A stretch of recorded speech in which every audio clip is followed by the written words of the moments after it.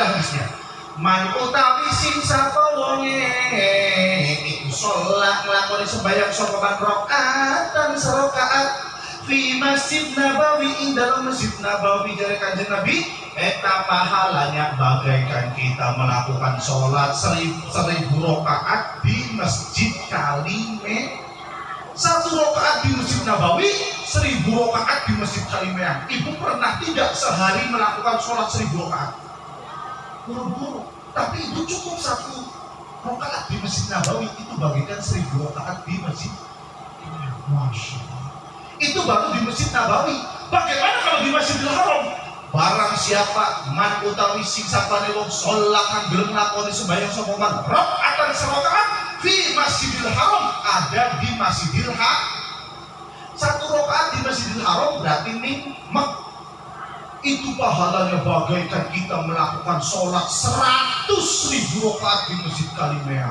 Insya Allah pahalana loba, dosana pada ilang sadayana. Drengewes bablas dosa. Akhirnya dobol aku nih dosa. Kalau lagi bahas dosa di hari ini dosa ya. Tapi punten Bu, ibu pengen berangkat ke tanah suci, pengen saya kasih resepnya 2, mau ya. Yang pertama, tolong ibu pulang dari sini, tolong ibu sekali-kali buka Al-Quran, terus ibu cari surat Al-Waqiah. Ini ibu buat anggo-anggo, ibu ngerti beli. Coba ibu cari surat Al-Waqiah, dibaca setelah selesai sholat. Berapa kali Pak Ustadz? Cukup 1 kali saja. Yang penting setelah selesai sholat dibaca. Karena barokah membaca surat Al-Waqiah itu Bu, insya Allah ibu suami yang lagi kerja itu akan dilapangkan rezekinya. Amin. Dan punten Bu, ini sudah terbukti Bu, barang siapa yang selalu melakukan sholat duha dan membaca doa sholat duha, insya Allah rezekinya melimpah. Saya sering ngobrol sama pengusaha-pengusaha, itu kenapa dia bisa sukses, ternyata di situ didorong oleh istiqomah melakukan sholat duha. Karena di dalam sholat duha itu doanya kita bahas sedikit Bu. Allahumma in kana rizki fis samai fa'anzilhu. Apa Ustaz artinya? Ya Allah, jikalau rizki saya ada di langit, turunkanlah. Wa in kana fil ardi fa'akhrijhu. Jikalau rizki saya ada di dalam bumi, keluarkanlah. Wa in kana ba'idan faqaribhu. Jikalau rizki saya ini jauh, dekatkanlah. Wa in kana mu'siran fayasirhu. Jikalau rizki saya sulit, mudahkanlah. Doa sholat duha, Masya Allah. Makanya benar, orang yang istiqomah sholat duha, insya Allah suami yang kerja akan dilapangkan rezekinya. Amin. Tuh, jadi kalau pengen banyak rezeki, sholat duha. Kalau pengen cepat berangkat ke tanah suci, baca surat Al-Waqiah. Jadi 1 syaratnya baca surat Al-Waqiah. 1. Yang kedua, ini lebih cepat daripada baca surat Al-Waqiah. Apa Pak Ustaz? Yang kedua yaitu syaratnya bawa surat tanah. Sertifikat tanahnya didol. Masa Waqiah betanya orang didol, ya sampai modal tapi makan. Jadi baca surat Al-Waqiah sama bawa surat, insya Allah akan diberikan cepat rezekinya, cepat berangkat ke tanah suci. Tapi awas ibu nanti kalau berangkat ke tanah suci, perbuatannya, kata-katanya pun dijaga. Ini saya bisa nyata, saya pernah selama di acara syukuran ngaji, itu saya bilang aja, ini cerita ke saya, Pak Ustaz, saya waktu dulu berangkat ke tanah suci Pak Ustaz, itu Masya Allah Pak Ustaz ada kisah nyata Pak Ustaz. Itu saya ngambil air wudhu Pak Ustaz, teman saya ngambil air wudhu di pinggir, itu kalau keran saya sih keluar airnya, teman saya nggak keluar. Kata saya itu paling rusak lah kerannya, enggak Pak Ustaz, dia nyoba ke keran saya nggak keluar. Tapi pas saya nyoba lagi, keluar lagi. Jadi ketika si temennya itu ambil air itu, airnya itu enggak muyuk-muyuk, enggak muncul-muncul. Apa sudah yang muncul? Atau mencerot, atau tak mocor. Tapi dicoba lagi keran yang lain, enggak mocor lagi. Tapi kalau orang yang lain yang coba, terus saya berhasil yang coba, keluar. Saya punya dosa apa ya kok urusan saya dengan Allah? Lain. Gara-gara ternyata, coba kamu ingat ini, kaya Kayak ini dosa kamu yang waktu di rumahnya kamu pernah lakuin. Iya. Ternyata tuh dia tuh punya sawah. Rokan ini. Kita punya sawah, air sungai itu sebenarnya masuk ke sawahnya orang ditutup sama dia. Jadi namanya sabotase. Sebenarnya air sungai itu masuk ke sawahnya orang ditutup, suruh masuk ke sawahnya dia. Beli.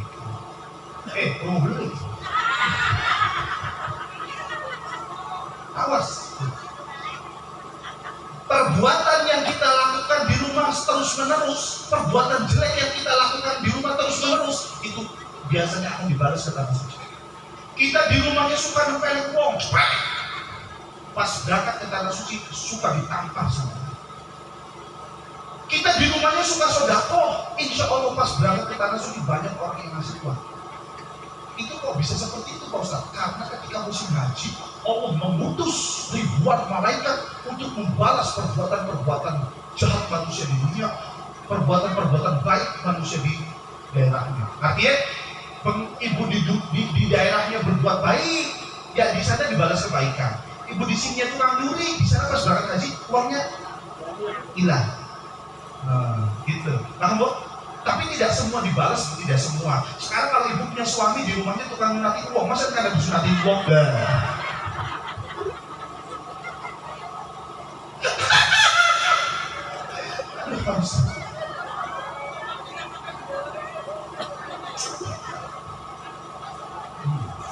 Ya, kalau Pak Ustadz, punten sih Pak Ustadz. Belum. Kita jampuran lagi, tapi banyak. Ibu Abdi Badai itu maros. Ya, Abdi jelaskan sekedar jadi tentang pernikahan. Saya mau tanya Bu, yang namanya nikah itu wajib, sunnah, apa haram? Wajib. Masa nikah wajib? Berarti kamu yang belum nikah dosa. Nah, kalau wajib itu kan dilakukan mendapatkan pahala, tidak dilakukan mendapatkan dosa. Berarti ibu, anak ibu yang belum nikah tuh kabeh. Makanya nikah itu Bu, hukumnya itu tergantung situasi dan kondisi. Ketika di situ seorang laki-laki atau perempuan sudah punya kerjaan, sudah mapan, takut berbuat zina, maka untuk menghindari perzinahan nikah wajib daripada berbuat. Contoh, misalkan saya udah punya rumah, udah punya kerjaan, saya punya pacar nih. Nah, ibarat kata kalau saya nikah nih, insya Allah udah bisa nafkahin istri saya, gitu. Maksudnya si pacar saya itu. Nah, namanya laki-laki perempuan pasti ada pengennya kan? Iya beli. Mungkin si mak randam ibu ya. Ibunya sentuh jadi randam, jadi randam sentuh. Awas, punten Bu, mumpung ibu masih punya suami, punten, ulah dicerekan baik. Nah, sih Pak Ustadz, soalnya pahalanya seorang istri itu ada di suami. Kita mencium keningnya seorang suami saja itu pahalanya bagaikan mencium hajar aswad. Mana hadisnya Pak Ustadz? Man qabbala jabhatahu rajulin, barang siapa yang mencium keningnya laki-laki, itu pahalanya bagaikan kita mencium hajar aswad. Ini bukan kata saya, kata Rasulullah. Rasulullah berkata, barang siapa yang mencium keningnya suami, itu pahalanya bagaikan kita mencium hajar aswad. Nah, nyesel dan nyesel ada. Ada. Nyesel juga. Makanya suami teh udah dicerekan baik. Kalau suami dicerekan baik, jadi cepat mau. Yang masih punya suami, tolong, punten, jaga suami, cium keningnya. Sabuk, nanti malam siap.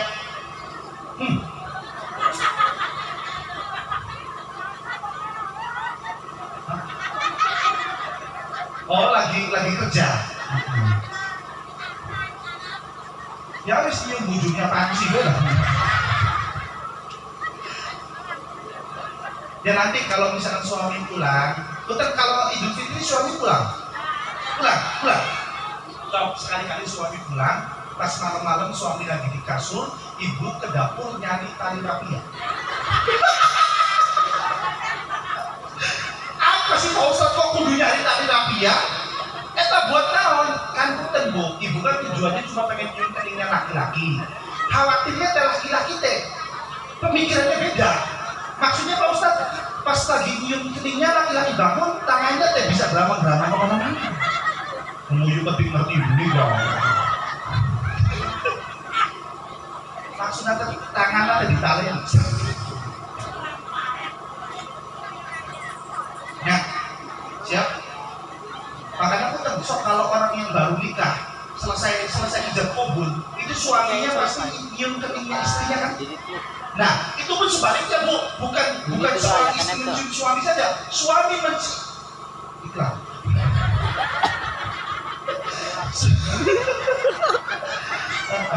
Sebaliknya suami mencium keningnya istri itu pahalanya bagaikan sama saja mencium hajar as. Makanya punten bagi para suami yang pengen berangkat kerja, pengen berangkat merantau sebelum kerja, cium kening istrinya. Bu, punten abdi bade kerja, abdi bade berangkat, cium keningnya. Wah, randa nyesel gitu.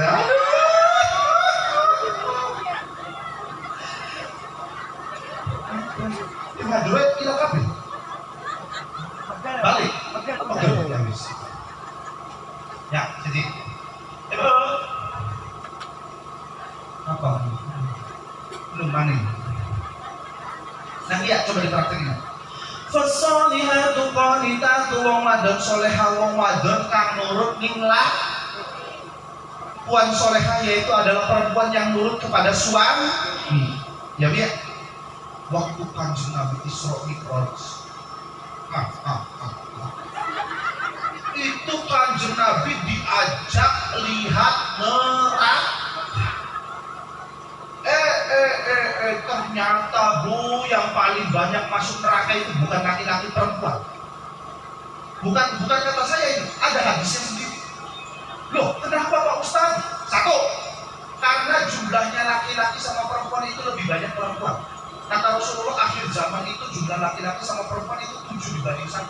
Jadi lamunan perempuannya itu 7 miliar misalkannya masyarakat sedunia, itu laki-lakinya paling 1 miliar. Makanya sok lihat di daerah manapun, di SD ataupun dimanapun itu di sekolahan pasti lebih banyak perempuan. Karena memang udah kata Rasulullah bahwasanya lebih banyak perempuan daripada laki-laki. Makanya wajar saja yang masuk neraka kebanyakan perempuan karena jumlahnya lebih banyak. Kedua, kenapa kok banyak yang masuk ke neraka? Sebab yang paling susah itu perempuan untuk menutup aurat. Auratnya perempuan itu seluruh badan kecuali efek-efek tangan dan wajah. Jadi ketika anak ibu membuka kerudung, sudah balik, jalan-jalan kemana-mana tidak pakai kerudung, berarti dosa. Karena apa? Karena tidak menutup aurat. Tapi kalau laki-laki auratnya itu hanya usap sampai dekun. Wow, apa sih ini? Tuur. Hari wawas teh gigi ya kan? Dekul, lamun jarum sudah tuur. Jadi auratnya laki-laki itu hanya dari pusar sampai ke tubuh. Jadi kalau laki-laki pakai baju lektor itu tidak membuka aurat. Lektor, tahu lektor? Lektor, baju-baju lektor itu tidak membuka aurat, tidak dosa karena auratnya dari sini sampai ke sini. Laki-laki pakai celana pendek tapi agak panjang yang penting menutupi tubuh itu sudah menutup aurat. Angguk penting. Ya. Makanya waktu Kanjeng Nabi Isra Mi'raj, ya Allah, wa amal mar'atu takulu jasadaha. Rasulullah waktu Isra Mi'raj pernah melihat perempuan yang memakan tubuhnya sendiri. Mata dicowok, kuping dipeluntir, cumur ditarik. Ya Allah, tubuhnya sendiri dimakan. Kemudian Rasulullah bertanya kepada malaikat Jibril, Jibril, apakah itu perempuan umat saya Jibril? Iya Rasulullah, itu umat engkau ya Rasulullah. Umat saya yang seperti apa di dunianya Jibril? Itu umat engkau yang waktu di dunianya tidak pernah menutupi aurat. Nganggo celana puler kuwe ditel. Nganggo klambi delton kudelet. nganggo klambian ton kereke kak. Tos itu teh naik motor jeung suamina jeung lalakina kopi. Pak Ustadz di belakang lihat, ya Allah. Di dalam dilihat dos, dilihat mubah.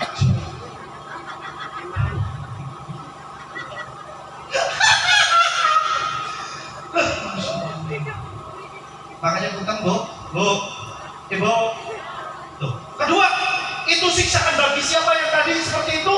Itu siksaan bagi kaum perempuan yang bedakan ukuran, ngerti bedak? Bedakan ukuran dudu nganggo laki lain buat suami, tetapi malah buat nyari selingkuh. Ayat tadi dia. Ayat mana? Berarti Pak Ustadz kalau kita memakai bedak tidak boleh Pak Ustadz? Boleh. Ibu pakai bedak, enggak. Ibu pakai lipstick, enggak. Ibu pakai blush on, enggak. Ini yang di ini merah. Blaskov. Yang merah-merah itu boleh. Cuma maksud saya ibu niatkan dalam diri ibu ketika dandan, ketika berhias itu bukan untuk mencari selingkuhan, tetapi niatkan untuk memperindah ciptaan Allah. Paham tuh? Misalkan kita kayak gini, orang pakai hiasan sama orang yang tidak pakai hiasan, atau pakai orang yang dandan sama orang yang tidak dandan, lebih keren orang yang mana? Dandan. Nah, ibu niatkan dandannya ibu itu untuk memperindah ciptaan Allah. Ibu diciptakan oleh Allah, kita perindah, boleh. Satu. Kedua, ibu niatkan bedakan ukuran bukan untuk mencari selingkuhan, tetapi untuk mempersenang suami. Rangda, Omongi, siap? Ini kita kerudung hijau teh semangat bisa nggak? Nanti Omongi ya, siap ya? Ibu pakai bedak nanti aja Pak Ustadz, pakai tri.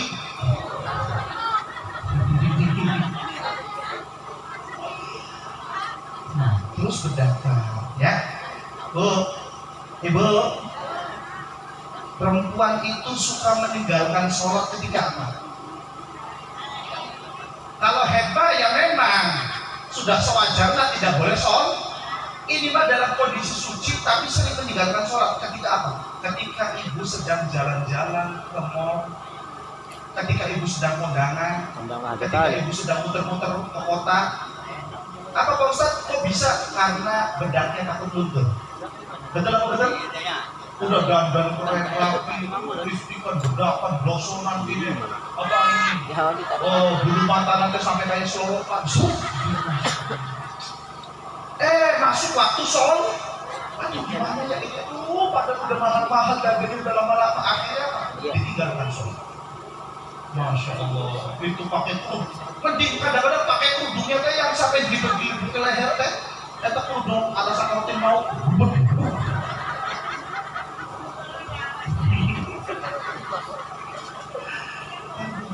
Tolong, sholat terutama kudu dijaga. Karena apa? Tiangnya agama adalah ayo sholat, mumpung badan masih uang repot telang katutuge sampai di bengket walau beker nih. Maksudnya mumpung badan masih sehat, gitu. Orang yang namanya yang repot mah gak ada selesai-selesainya. Sampai kita dibungkus palebek, sampai kita meninggal, itu gak ada selesai-selesainya. Makanya gak apa-apa kita kerja, gak apa-apa kita repot, tapi tetap sholat kita kerja. Ibu, kalau misalkan anak ibu lagi sholat, Allahu Akbar, kemudian ibunya memanggil, Neng, kira-kira Neng yang lagi sholat lebih milih sholat apa lebih milih nyaut ibu? Sholat. Datang kepada seorang ibu itu wajib. Sholat wajib apa tidak? Oh ya tergantung. Ada sholat wajib, ada sholat sunnah. Nah berarti kalau kita sedang sholat wajib, Berarti kalau kita sedang sholat sunnah, maka kata Rasulullah, tidak apa sholatnya dibatalkan, datanglah ke ibu. Kalau kitanya sholat, misalkan, Neng, sholat sunnah, sholat apa contohnya, Neng? Taraweh atau sholat duha. Neng sholat duha jam 10 pagi teh. Allahu Akbar. Dari jam. Nah, maka kata Rasulullah, sudah batalkan sholatnya, datanglah kepada ibu. Karena datang kepada seorang ibu itu hukumnya wajib, mendatangi ibu itu hukumnya wajib. Jadi ketika kita merantau, ibu kita menelpon, nah pulang nah, ibu kangen, pulanglah. Karena itu wajib mendatangi seorang ibu. Betul? Tapi misalkan nengnya sholat wajib, itu tidak boleh dibatalin. Kalau sholat wajib, contoh, misalkan abdina sholat maghrib, Allahu Akbar. Terus ibunya manggil, dari jam, udah dibatalkan. Terus kumaha Pak Ustadz sarana? Kenapa kok tidak boleh dibatalkan? Karena sholat wajib hukumnya wajib, datang ke ibu hukumnya juga wajib, karena sama-sama wajib, jadi tidak boleh dipilih salah satu. Makanya gimana caranya Pak Ustadz? Caranya kata Rasulullah, sholatnya itu boleh dipersingkat. Misalkan, neng sholat isya, misalkan sholat isya itu 4 rakaat, boleh dipersingkat menjadi 2 rakaat, langsung salam. Supaya kedua-duanya dapat, sholatnya dapat, ibunya juga dapat. Jadi nggak boleh kita lagi sholat Allahu Akbar dari jam apa mak, nggak boleh. Karena sholat tidak boleh ngomong. Zaman sekarang sih boro-boro ngomong, Pak Ustadz kadang-kadang sholat matanya kemana-mana, Pak Ustadz. Ada yang lihat ke atas, ada nggak sholat lihatnya ke tembok atas. Pas di temboknya ayah cicak. Cicaknya tengah jadi terlawan. Lawan muter, cecak muter, melu muter ibu nanti gini.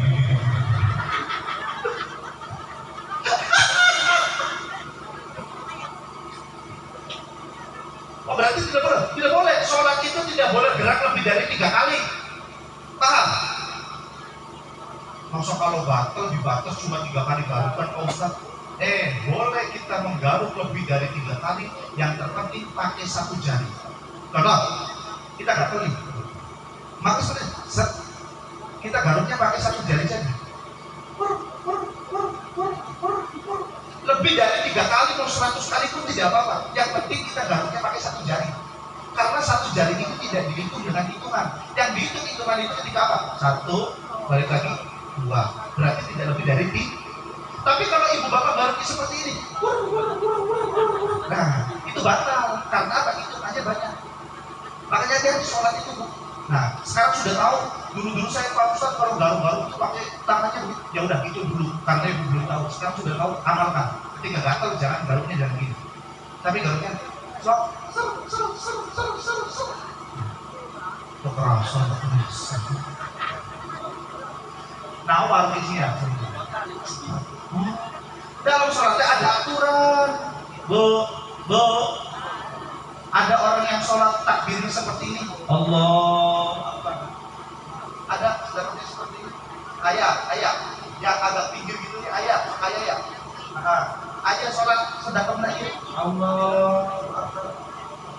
Rada ke atas, ayah.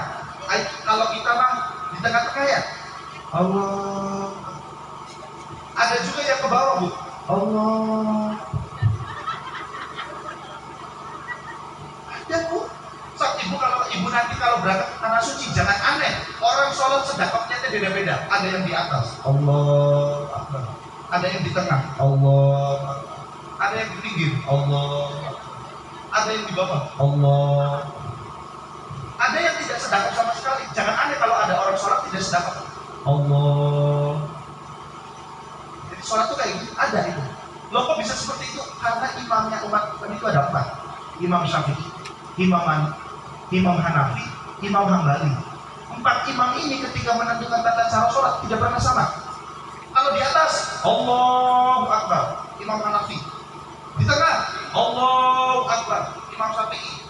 Di pinggir, Allahu Akbar, Imam Syafi'i tapi versi kedua. Di bawah, Allahu Akbar, Imam Hambali. Enggak sedekap, Allahu Akbar, Imam Maliki. Oh, beda-beda Pak Ustadz ya.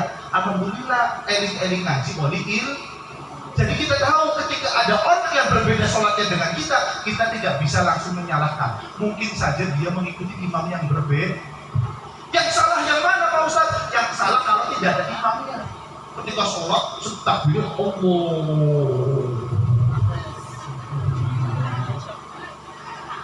Lah kayak imamnya gini, imam ngawur. Paham tak?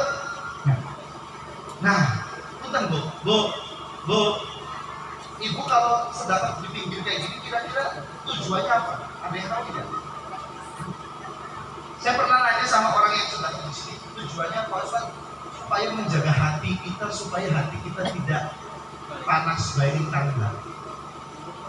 Baik, kadang-kadang ongkos sholat tapi hatinya tuh panas sama tetangga panas. Dia tangga punya belangannya, panas.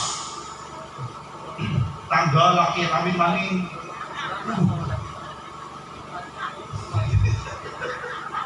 Jadi hatinya dijaga supaya hatinya tidak mikirin macam-macam. Kadang-kadang kita sholat Bu, jangankan hati, ini akal pikiran saja kita kemana-mana, sering tidak? Kita sholat tapi mikirin sendal, mikirin apa, sering tidak? Allah Akbar, Allah Akbar. Ah, tadi teh uang 50 ditaruh di mana? Sampai Allah, oh iya terus bayar arisan. Kadang-kadang sholat tapi pikirannya kemana-mana, makanya berusaha.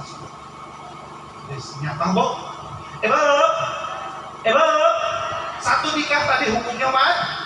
Ketika apa? Ketika orang tersebut sudah bisa menafkahi dan seorang tersebut tidak kuat lagi untuk menahan hawa nafsunya, maka wajiblah menikah untuk menghindari perbuatan zina.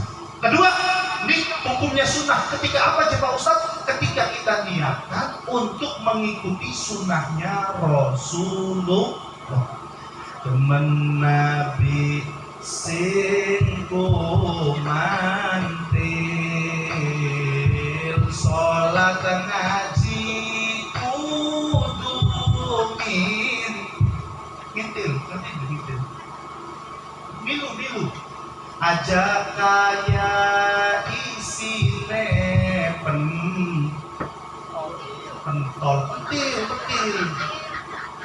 apa? Pentil, apa bahasa Sunda pentil Bu? Hah? Mangga tuh, mangga Bu. Ya pentil ya? Kalau orang Jawa pentil itu buah mangga. Yang masih enom, yang masih muda namanya pentil, bukan pentol. Ulangi ya. Demen Nabi sing kumantil, sholat ngaji kudu aja kaya isine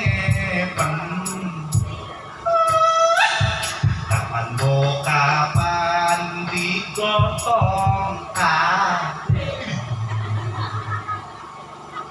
lagi gerongnya temen Nabi sing kumantil,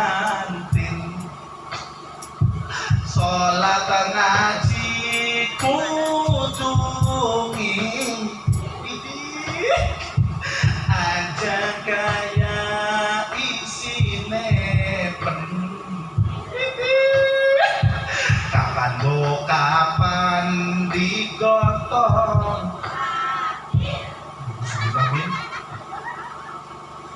Ibu punten waktu ibu hari raya, selesai hari raya berziarah tidak ke orang tua.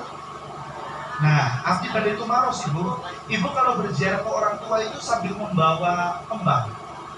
Saya mau tanya, ibu ngasih kembang ke kuburan tujuannya apa?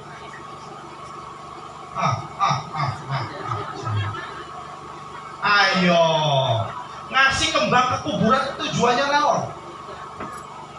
Tanya ho, ayo yang pernah jawab Bu, Pak Ustadz supaya kuburannya wangi. Cek aing,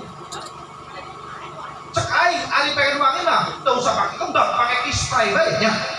Kalau niatnya hanya untuk wangi. Tapi ternyata Bu, ternyata itu ada hadisnya. Kita ngasih kembang, ngasih pepohonan ke kuburan itu ada hadis. Nih kita jelasin. Bu, suatu ketika Kanjeng Nabi dan Abu Bakar lewat di pinggir kubur. Nyampe kuburan, Rasulullah menangis. Ya Allah, kenapa ya Rasulullah? Andaikan kuping kamu mendengarkan orang yang disiksa di alam kubur, pasti kau akan menangis, Abu Bakar. Kuping saya mendengarkan orang yang sedang menjerit, orang yang sedang kesakitan, Abu Bakar disiksa oleh malaikat mungkar dan nangis.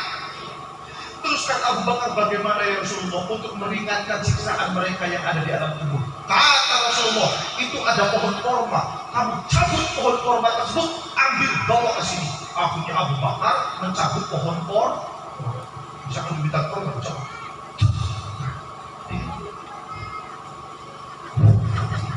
Miknya gak nyampe. Ambil pohon korma, dikasihkan ke Rasulullah. Ya Rasulullah, ini pohon kormanya. Masih kecil. Ini pohon kormanya. Terus apa jemaah Ustaz?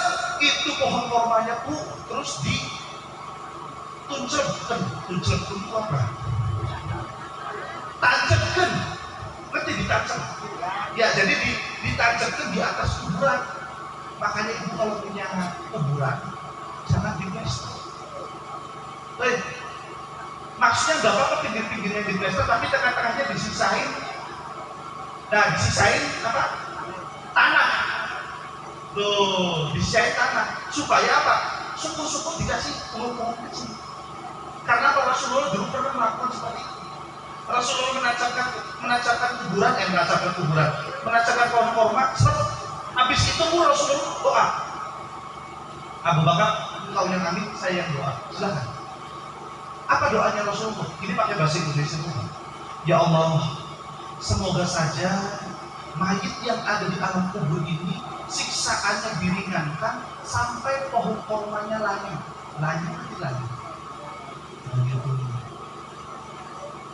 Alum. Jadi Rasulullah berdoa, ya Allah, semoga mayit yang ada di alam kubur ini siksaannya diringankan sampai pohon korma ini alum. Nah, saya mau tanya, yang meringankan orang di alam kubur itu pohon kormanya apa doanya? Pohon korma apa doanya? Doanya berarti ibu kalau ngasih kembang ke kuburan jangan hanya ngasih kembangnya saja.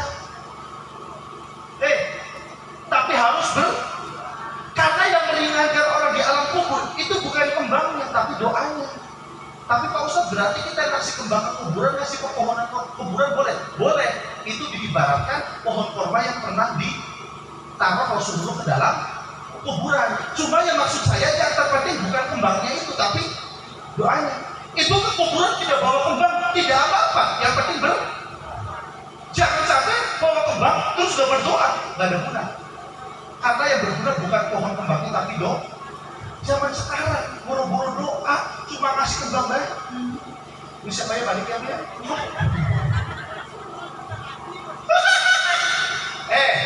Adik doa teh nggak usah pakai bahasa Arab. Allah juga pakai bahasa Sunda, pakai bahasa Jawa juga bisa. Cuma kadang-kadang sekarang tuh kudu pakai bahasa Arab. Allah itu bisa bahasa apapun bisa. Tuh, paham Bu?